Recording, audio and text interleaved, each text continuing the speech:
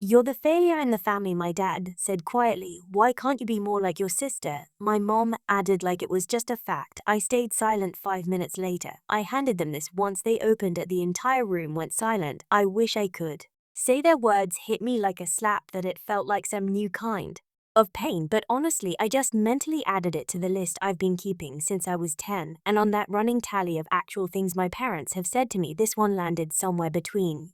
You should find something easier. And well, you've always lived in your own little world. I went back and forth for days about whether to even show up to that dinner. It wasn't a holiday, no Christmas, no Thanksgiving, just a little family get-together, as my mom put it in the group chat. I've left 3 times and been added back to 3 times. I showed up without enthusiasm, but with a box. My mom opened the door. "Oh, you came," she said with that half smile she does, more like a twitch in the corners of her mouth than an actual expression. "Hi." I said, "Well, come on in, we'll pour you some tea. Just take your shoes off." I just cleaned the force. I took off my boots, and one port meeting Kendra was already there. Of course, she was lounging on the couch, and some cashmere miracle in a color I can only describe as desert sand, rebranded as luxury, scrolling through her phone. In most houses, someone might have said, "Hey, put that away, we're having dinner." But in ours, everyone just waited for her to speak, so they could all nod in agreement.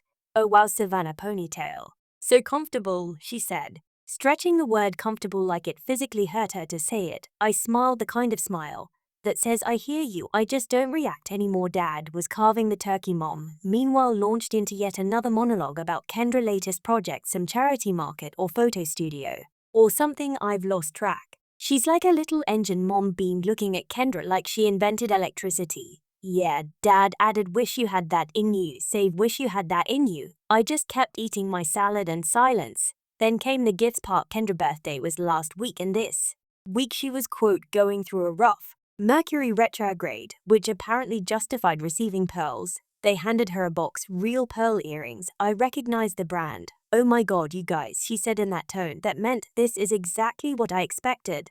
Then they handed me a book. Mom gave me a one-armed hug. "It's actually really helpful. How to Love Change. It's funny too," she added. The thanked her with a closed-mouth smile. Then I stood up. "I brought something to send the car, one gift for all of you." They exchanged glances. "Well, now you've got us curious," Mom said. I stepped outside, opened the trunk, and took out the buy box from Meet, silver matte finish tied with a plain white ribbon.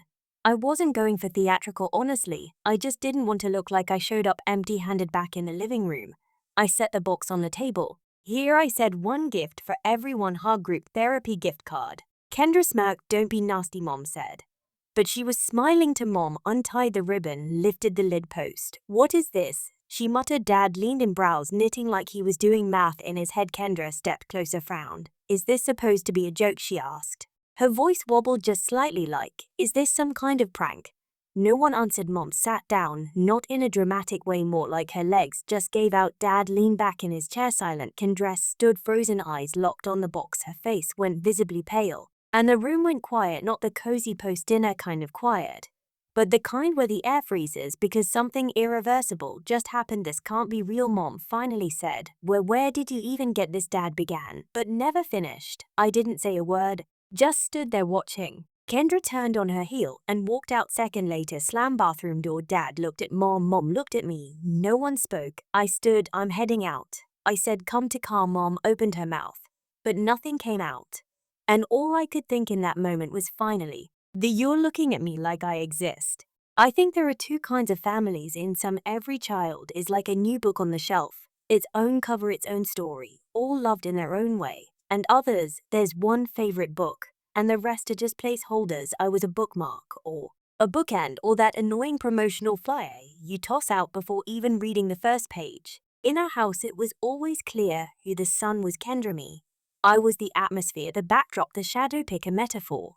They all work. In elementary school, I once got a certificate for outstanding progress in math. I brought it home, buzzing with pride, taped to the fridge, each right next to Kendra figure skating trophy. 2 days later, my mom took it down to make space for the grocery list. "You'll get another one," she said without even looking. I didn't. My dad sometimes tried to say something, but whatever it was always died halfway out of his mouth. Once he gave me a book about astronauts and said, "If you work hard, you can be like them," to which my mom added, "You want her floating alone in space." She already only gets letters from her teacher, then should we just go ahead and ship her into isolation? That was our family's sense of humor, even a kid's book could turn into a job. Hilarious. Right after that, all the books went to Kendra. She was a great student, meaning she had C's in physics, but everyone said was the teacher's fault. Too boring me. I always had a complicated personality. That's what Mom told the neighbor when I wasn't invited to a classmate's birthday party because according to Kendra, I didn't match the vibe. I never matched the vibe, especially not in our family. In middle school, I got into coding, found a free courses online, built simple apps. One day, I showed Kendra a game I'd made. He held my phone like it was sticky. What, it's cute, kind of boring, and the color scheme is intense, she said. Mom nodded behind her. I tried not to take it personally, told myself I just needed to grow up, that once I got into a good college, everything would change. Spoiler, it didn't. When I told my parents I'd gotten a full scholarship to a solid school with an engineering program, they said, "We're proud of you, but you understand the timing isn't great, right?" Kendra had just decided she wanted to apply to art school, an LI, a private one, a very expensive one. So I deferred for a year. I worked for Easter at a hole-in-the-wall cafe, food delivery, basic websites. I did everything, but my name was never on anything. When I finally did go to college, they helped. They send a card, no money, no note, just a picture of a butterfly with the words, "You hatch, now fly." The really sophomore year, I couldn't pay rent. I texted my dad. He replied, "Sorry, things are tight.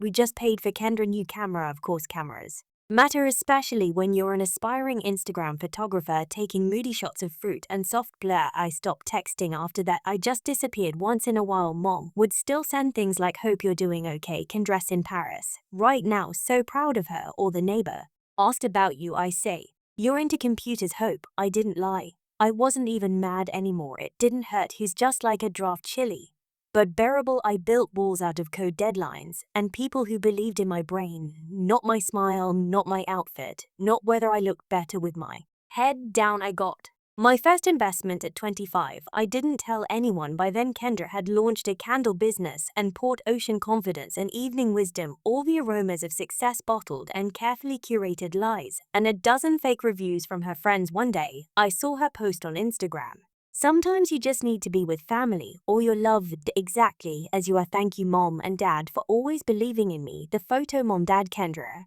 I wasn't in it. I never was. One time I messaged Kendra, asked if she wanted to be part of a small side project, nothing public, just for experience. She read it and never replied. The next day, she posted on her story, "Some people just want to use you as a stepping stone. Glad I see that now." I exhaled, deleted the chat, and decided I'd never again offer a hand to someone who sees help as a threat, not support. I built my company slowly, carefully. No hype, no press. I signed papers, found partners, built a team of people like me, people who'd been overlooked. My parents thought I was doing some freelance stuff. One time, I covered part of their mortgage through a lawyer anonymously. They told their friends the bank made a mistake in their favor. Of course, it's America. Banks to give people mortgage payments. Sometimes I watched from the sidelines, sometimes with pain, sometimes with disbelief, mostly just tired. Until that night, until my dad said, "You're the failure in the family," and my mom added, "Why can't you be more like your sister?"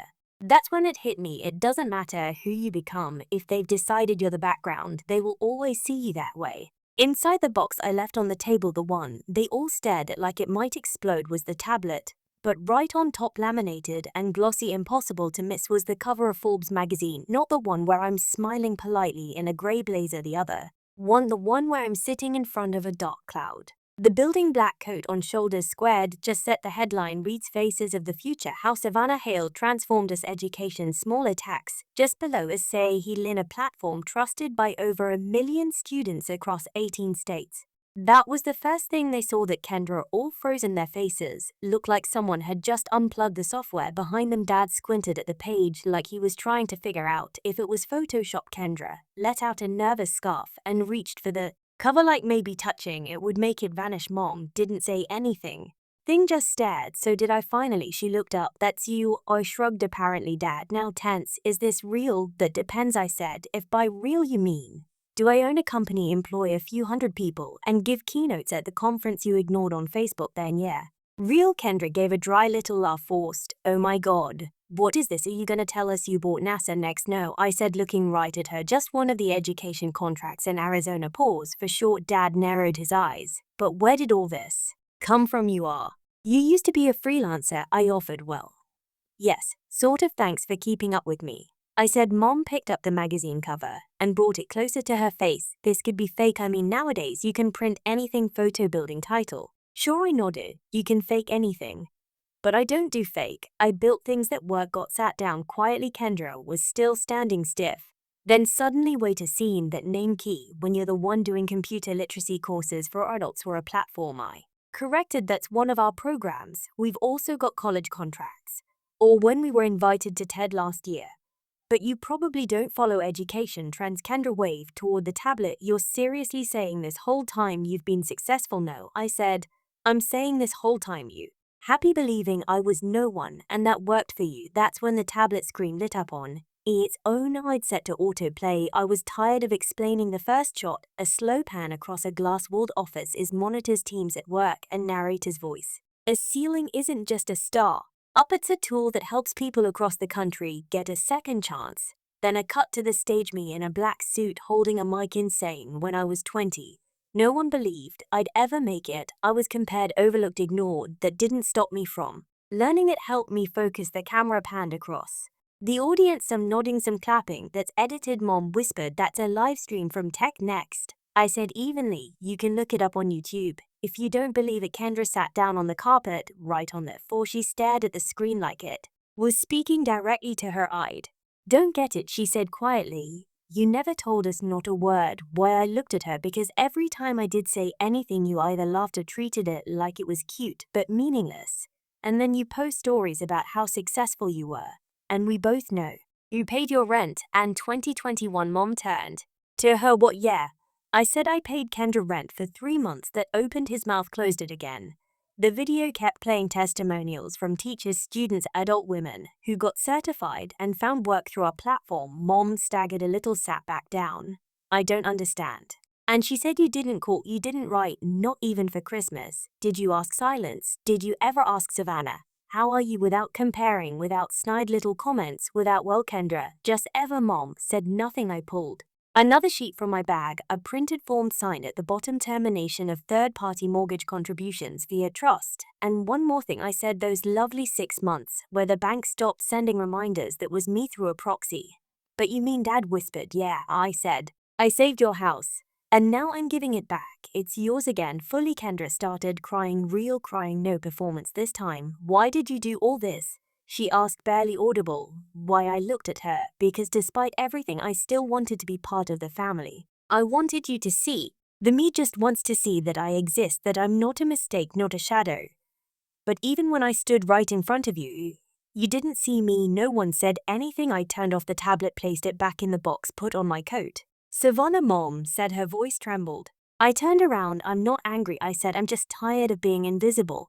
Then I left from the street. I could still see through the window Dad sitting in the chair staring at the dark screen. Kendra curled up, hugging her nice mom, saying something. And for the first time, I think they actually saw me. I know you. If we thought they'd vanish, that after the tablet shut off and all the masks slipped, they'd at least pretend I didn't exist. But greed is a strange engine. It doesn't stop at humiliation, keeps going. Started with a letter, visual stamped from the Hill family, sent through an attorney.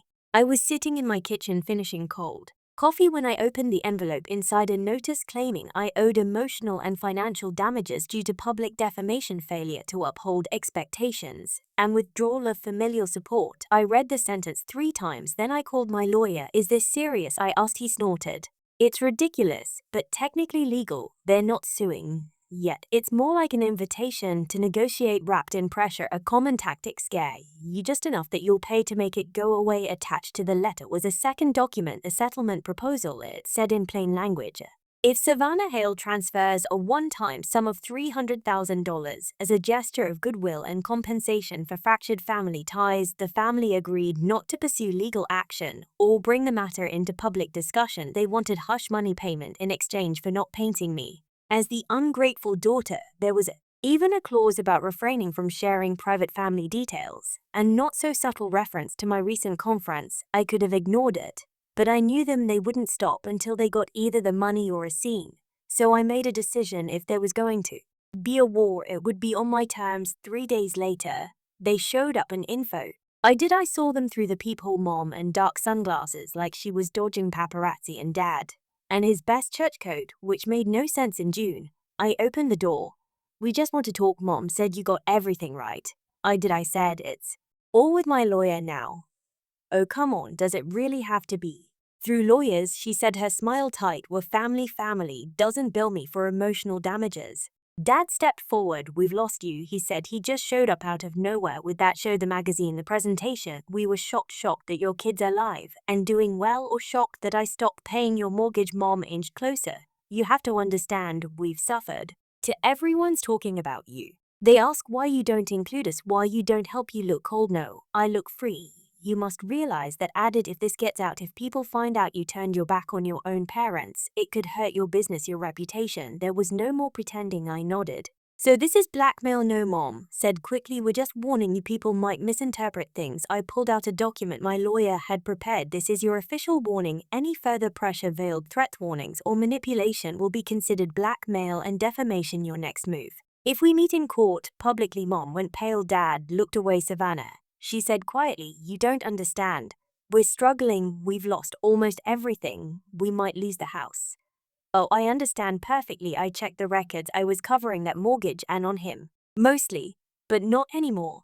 And if you try to paint me as the villain, I'll paint the truth with quotes, with dates, with recordings. You were recording us. You're the ones who taught me to always plan ahead. They didn't say another word. I shut the door before they could twist it into something else. A week later, I got an email from a fake address. Attached was a news article, obviously fabricated, local gossip style. The headline read, while she talks about empowerment, her parents lose their home. How attacks start to. And her family, who was fake. But the line, if this ends up in the press, made it clear who was behind it. I took screenshots, sent them to my lawyer, and bought myself flowers because I knew they were making their final play. The guilt card, the regret card, the "you're ruining us" card. But this wasn't a family dispute anymore. He was a cheap soap opera. The next day, my lawyers sent a final notice. Any additional attempts at pressure will be treated as intentional defamation. Legal action will be initiated automatically upon the next offense. And just like that, silence. No more threats. No more emails. No more letters, just silence. The real kind, the kind I had waited for all my life. A month passed, not a word from them. No calls, no letters, no anonymous threats. Even Kendra gone, like she'd vanished into thin air. Silence. The real kind, not tension, not pretending, just stillness. And then right in the middle of that rare peace, the news dropped. The house was listed for sale below market value, marked urgent property. Must go. I checked the listing on the agency site. Same house. I'd quietly paid for the one where I was treated like a temporary guest, pitted, but never truly respected. Now was on the market, was stripped bare. The listing said needs cosmetic work. From what I can piece together, mom had moved in with a friend, dad was in a motel. I only knew that because an old family acquaintance mentioned it offhand without realizing who they were talking to, and I didn't feel joy. Honestly, it wasn't triumph. It was the quiet aftermath, because when you build your whole life leaning on someone you've already decided doesn't matter, and that person finally walks away, the collapse isn't their fault. Christmas morning, I slept in. No pressure. No one waiting for me to peel potatoes or fake smile for the annual family photo. I was home alone, but not lonely that day. A few friends came over, the kind who actually know my name, not the Hale daughter, not Kendra's sister, not probably in tech. We ate simple food, laughed a lot. One guy brought his dog, who curled up on my slippers like he had a job to do, and right in the middle of that harmless chaos, it got a letter, old school grey envelope, inside a photo me and Kendra smiling. Maybe 10 years ago. I had braids, he wore headphones, on the back in handwriting. I recognized your still P.